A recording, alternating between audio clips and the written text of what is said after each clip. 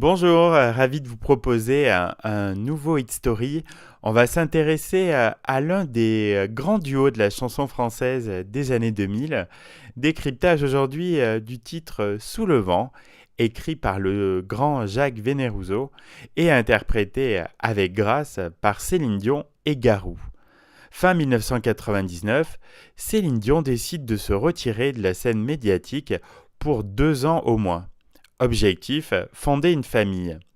Parallèlement, son mari et manager, René Angelil, prend sous son aile le jeune Garou, révélé par la comédie musicale Notre-Dame de Paris, avec le rôle de Quasimodo. Il est tombé sous le charme de cette voix à la fois rocailleuse, puissante et sensible.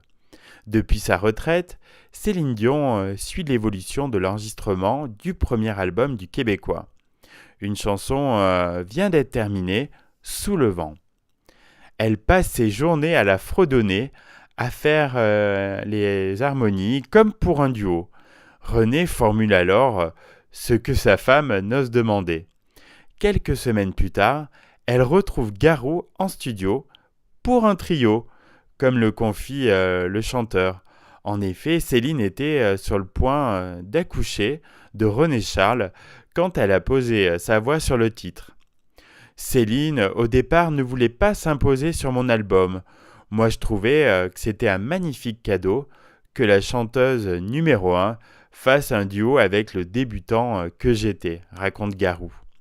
L'enregistrement prend une tournure émouvante quand on sait que Céline Dion était sur le point d'accoucher. Garou ne cessait de porter les yeux sur son ventre rond, lui qui aime tant les enfants. Après la naissance de René Charles, la première activité professionnelle de Céline Dion fut de tourner le clip de la chanson. La chanteuse était radieuse et son partenaire Garou nageait en plein bonheur.